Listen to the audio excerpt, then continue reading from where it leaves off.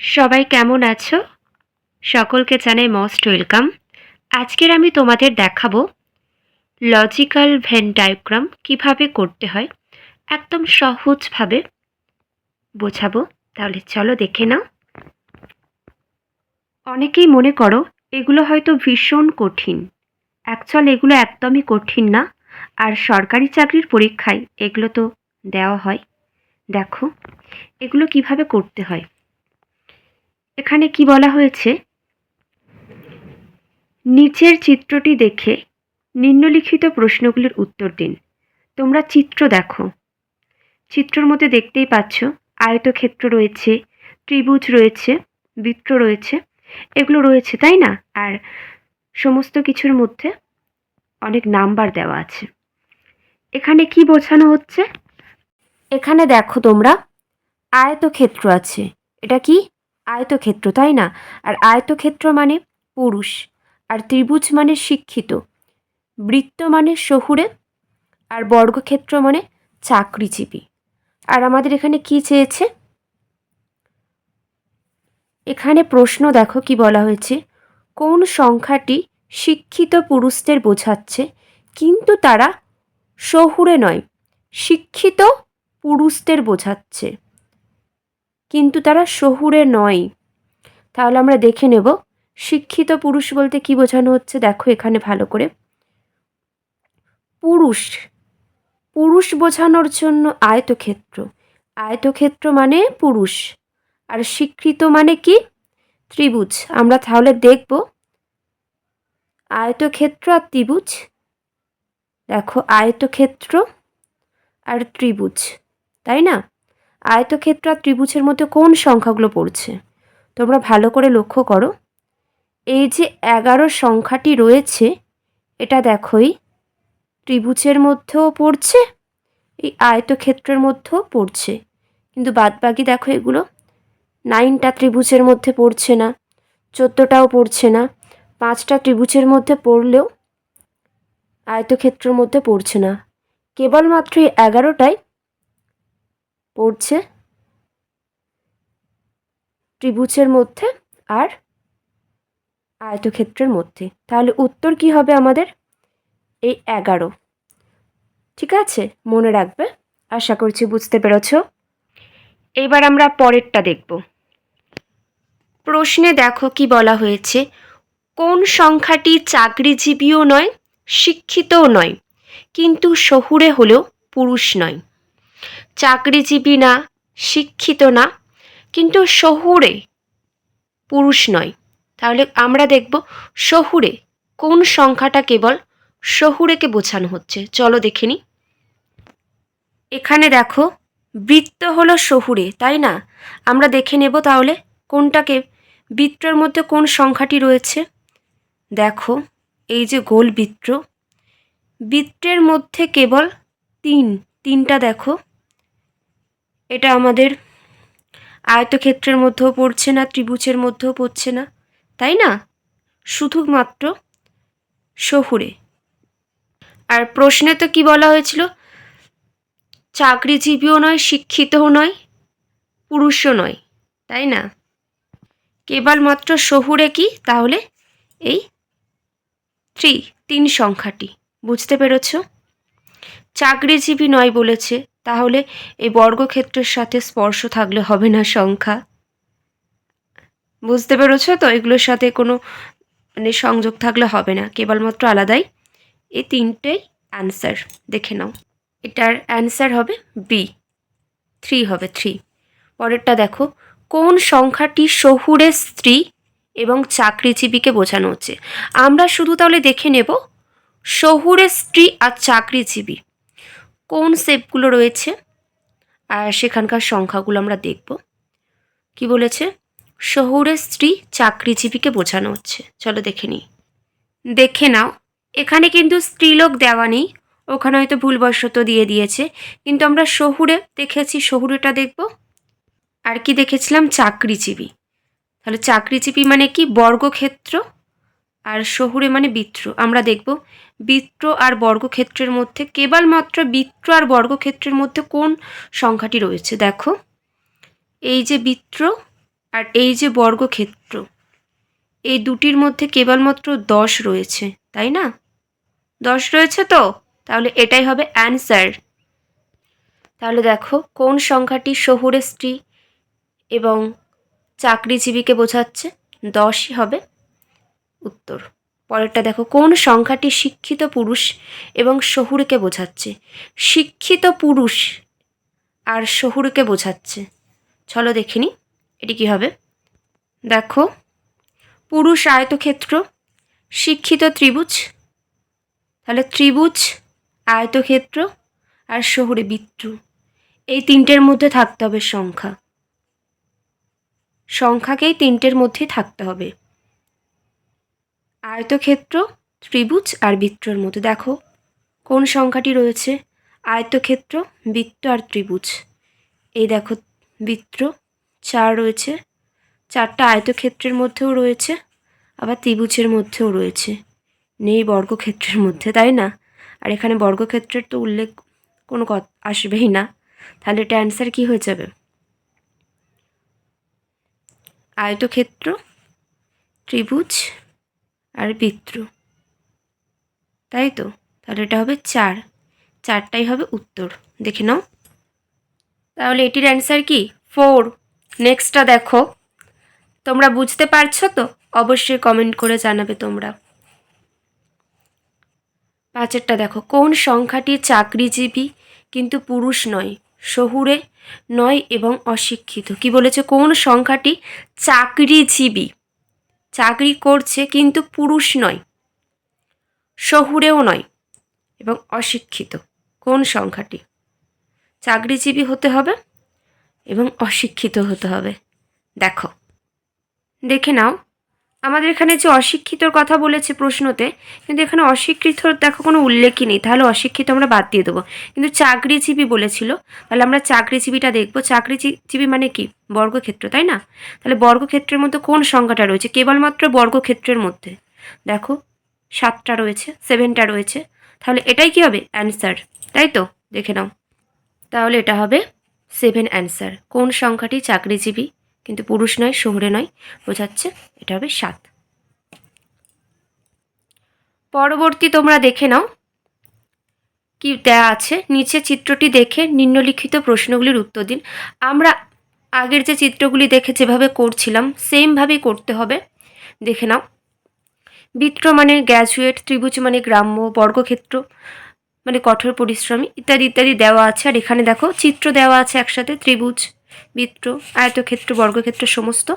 আর নিচে প্রশ্ন দেওয়া আছে যেগুলো আমাদের দেখে উত্তর করতে হবে। দেখো, কোন সংখ্যাটি গ্র্যাজুয়েট, কঠোর পরিশ্রমী এবং সৎ গ্রাম্য ব্যক্তিকে বোঝাচ্ছে?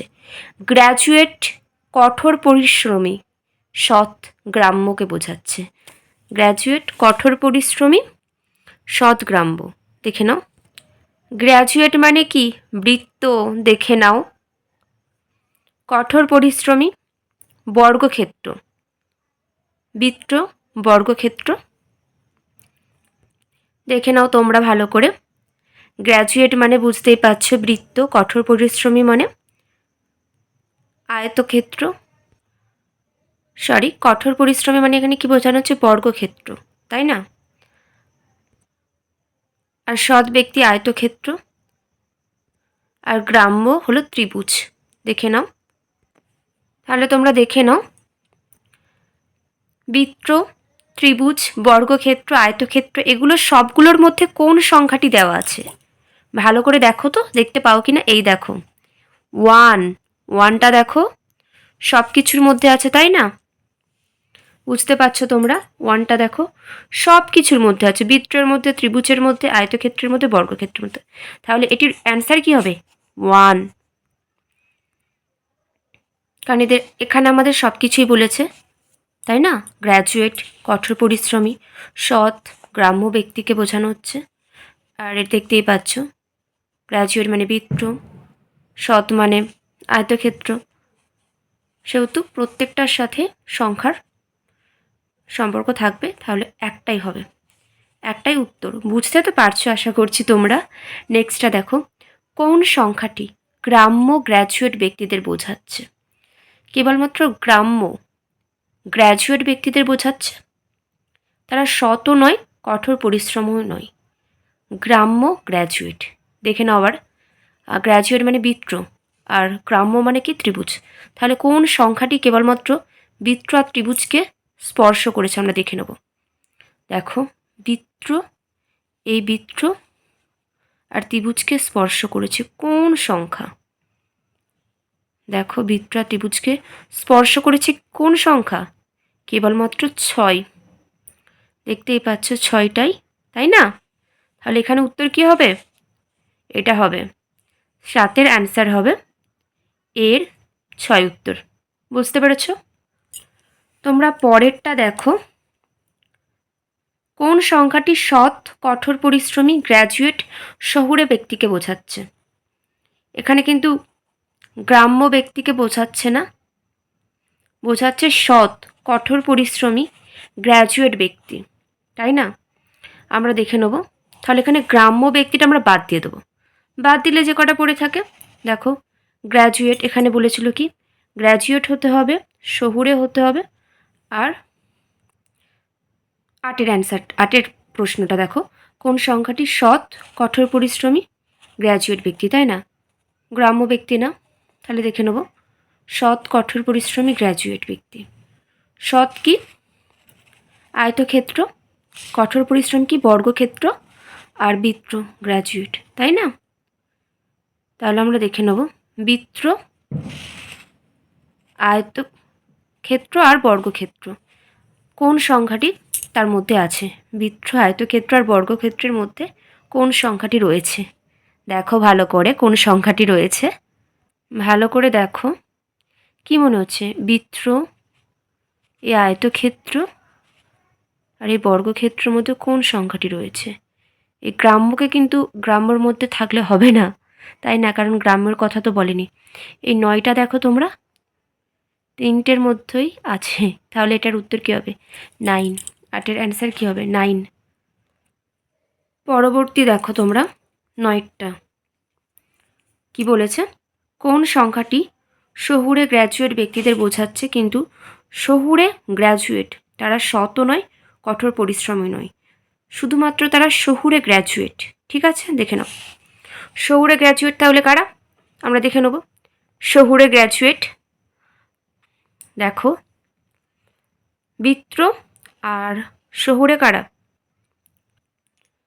তোমরা দেখো কোন সংখ্যাটি শহুরে গ্র্যাজুয়েট ব্যক্তিদের বোঝাচ্ছে, কিন্তু সৎ নয় ও কঠোর পরিশ্রমী নয়। তাহলে দেখবো শহুরে গ্র্যাজুয়েট, তাই না? দেখো, আগেও বলেছি গ্র্যাজুয়েট, বৃত্ত আর শহুরের কথা এখানে উল্লেখ নেই। তাহলে আমরা শুধুমাত্র বৃত্তটাই দেখবো কোন সংখ্যাটা আছে, 7, তাই না? 7। তাহলে 9-এর উত্তর কী হবে? 7। কোন সংখ্যাটি শহুরে গ্র্যাজুয়েট? গ্র্যাজুয়েটটাই উল্লেখ ছিল, তাহলে 7। পরীক্ষা আসলে এভাবে বসিয়ে দেবে। এখানে লেখা থাকলেও সে লেখাগুলো আর তার সমস্ত কিছু যদি না দেওয়া থাকে, তাহলে যেগুলো দেওয়া আছে কেবলমাত্র সেটিরই নম্বরটা নিয়ে তোমরা বসাবে। সেই জন্য এটা উত্তর হয়ে গেলে 10। পরবর্তী আমরা দেখব কি আছে। কোন সংখ্যাটি কঠোর পরিশ্রমী ব্যক্তিকে বোঝাচ্ছে? যারা গ্র্যাজুয়েটও নয়, সৎও নয়, কেবলমাত্র কি? কঠোর পরিশ্রমী। কোন সংখ্যাটি কঠোর পরিশ্রমী ব্যক্তিকে বোঝাচ্ছে? গ্র্যাজুয়েটও নয়, সৎও নয়। আমরা দেখে নেব কঠোর পরিশ্রমী কারা। কঠোর পরিশ্রমী কারা? বর্গক্ষেত্র মানে কঠোর পরিশ্রমী। ঠিক আছে, তাহলে আমরা দেখব বর্গক্ষেত্রের মধ্যে কোন সংখ্যাটি রয়েছে? 12 রয়েছে, তাই না? তাহলে এটার উত্তর কী হবে? 12। তাহলে 10-এর উত্তর হবে 12। 12 হলো এই উত্তর হবে। পরবর্তী দেখো, কোন সংখ্যাটি গ্র্যাজুয়েট, সৎ এবং গ্রাম্য ব্যক্তিদের বোঝাচ্ছে? তারা কঠোর পরিশ্রমী নয়। গ্র্যাজুয়েট, সৎ আর গ্রাম্য দেখে নেব। গ্র্যাজুয়েট বৃত্ত, সৎ আয়তক্ষেত্র আর গ্রাম্য ত্রিভুজ। তাহলে বৃত্ত, ত্রিভুজ আর আয়তক্ষেত্রের মধ্যে কোন সংখ্যা পড়েছে? বৃত্ত, ত্রিভুজ আর আয়তক্ষেত্র। বর্গক্ষেত্রের মধ্যে কিন্তু নয়। ঠিক আছে, 3টের মধ্যে পড়েছে। দেখো 8, তাই না? 8টা ত্রিভুজের মধ্যে পড়ছে, আয়তক্ষেত্রের মধ্যে পড়ছে, বৃত্তের মধ্যে পড়ছে। তাহলে 11-এর উত্তর কি হবে? বি হবে। বি এরটা কি? 8 উত্তর। পরবর্তী দেখব। দেখো, কোন সংখ্যাটি গ্র্যাজুয়েট কঠোর পরিশ্রমী গ্রাম্য ব্যক্তিদের বোঝাচ্ছে কিন্তু তারা সৎ নয়? গ্র্যাজুয়েট কঠোর পরিশ্রমী গ্রাম্য কিন্তু তারা সৎ নয়, গ্রামেরই মানুষ, গ্রাম্য গ্র্যাজুয়েট কঠোর পরিশ্রমী। দেখে নেবো চলো। গ্রাম্য ত্রিভুজ গ্র্যাজুয়েট বৃত্ত, ত্রিভুজ বৃত্ত কঠোর পরিশ্রমী বর্গক্ষেত্র। তাহলে ত্রিভুজ বৃত্ত আর বর্গক্ষেত্রের মধ্যে কোন সংখ্যা আছে? দেখো, ত্রিভুজ আয়তক্ষেত্রের মধ্যে হলে হবে না, ত্রিভুজ বৃত্ত আর বর্গক্ষেত্রের মধ্যে কোন সংখ্যা আছে দেখে নাও। আয়তক্ষেত্রের সাথে না মিশলেই হলো। দুইটা দেখো, ত্রিভুজের মধ্যেও পড়ছে, বৃত্তের মধ্যেও পড়ছে, বর্গক্ষেত্রের মধ্যে পড়ছে, দুইটা কেবলমাত্র। তাহলে এটির উত্তর কি হবে? 2 হবে, তাই না? তাহলে 12 উত্তর সি। আমরা নেক্সট দেখব। তোমরা দেখো, কোন সংখ্যাটি গ্রাম্য কঠোর পরিশ্রমী ব্যক্তিকে বোঝাচ্ছে কিন্তু যারা গ্র্যাজুয়েটও নয় শতও নয়? গ্রাম্য কঠোর পরিশ্রমী, তারা গ্র্যাজুয়েটও নয় শতও নয়। চলো দেখে নিই। কেবলমাত্র গ্রাম্য আর কঠোর পরিশ্রমী। দেখো, গ্রাম্য মানে ত্রিভুজ, কঠোর পরিশ্রমী বর্গক্ষেত্র। তাহলে ত্রিভুজ আর বর্গক্ষেত্রের মধ্যে কোন সংখ্যাটি রয়েছে আমরা দেখে নেব। বুঝতে পারছো তো? গ্রাম্য মানে ত্রিভুজ আর কঠোর পরিশ্রমী মানে বর্গক্ষেত্র বোঝাচ্ছে। তাহলে এই দুইটির মধ্যে কোন সংখ্যাটি আছে সেটি হবে উত্তর, ত্রিভুজ আর বর্গক্ষেত্রের মধ্যে। দেখে নাও।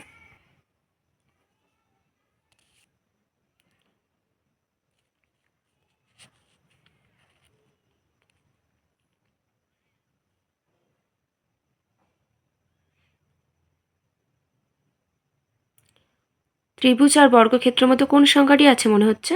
দেখো তোমরা, আমার তো মনে হচ্ছে 3টাই রয়েছে, তাই না? ত্রিভুজের মধ্যে আর এই বর্গক্ষেত্রের মধ্যে রয়েছে 3 সংখ্যাটি। তাহলে 13 উত্তর হবে এ, এরটা হলো 3। তোমরা কতটা কি বুঝতে পেরেছো অবশ্যই কমেন্ট করে জানাবে। আর এগুলো খুবই সহজ আছে, যদি সমস্যা হয় একবারের জায়গায় দুবার দেখে নেবে, দেখে নিলে কিন্তু তোমাদের কনসেপ্ট ক্লিয়ার হয়ে যাবে। আমরা পরেরটা দেখে নেব। দেখছো, সেম ব্যাপার। আর এখানে দেওয়া আছে এগুলো, প্রশ্নগুলো জাস্ট পড়ব। কোন অক্ষরগুলি দ্বারা গ্র্যাজুয়েট অথবা শিক্ষক কিন্তু রাজনীতিবিদ নয় বোঝাচ্ছে?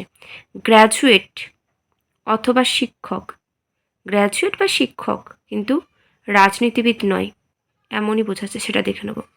গ্র্যাজুয়েট দেখে নাও, বৃত্ত, আর শিক্ষক হলো কি? ছোট ত্রিভুজ।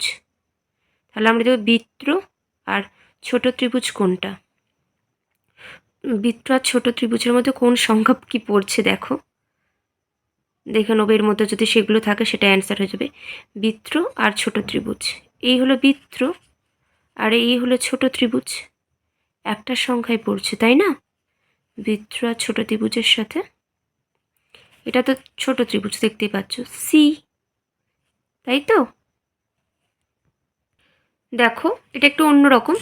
দেখো, তাহলে কি বলেছে?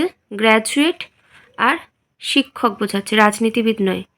এটা দেখো, আর এখানে দেখো ছোট ত্রিভুজ মানে শিক্ষক, ছোট ত্রিভুজ, এটা ছোট ত্রিভুজের মধ্যে একটাই রয়েছে ই, তাই না? বাদ বাকিগুলো দেখো সব বড়োর মধ্যে এর মধ্যে পড়ে যাচ্ছে, তাহলে এগুলো হবে না। তাহলে এটা কি? ই। আর গ্র্যাজুয়েট মানে কি? বৃত্ত, আর বৃত্তের মধ্যে কি পড়ছে? এ।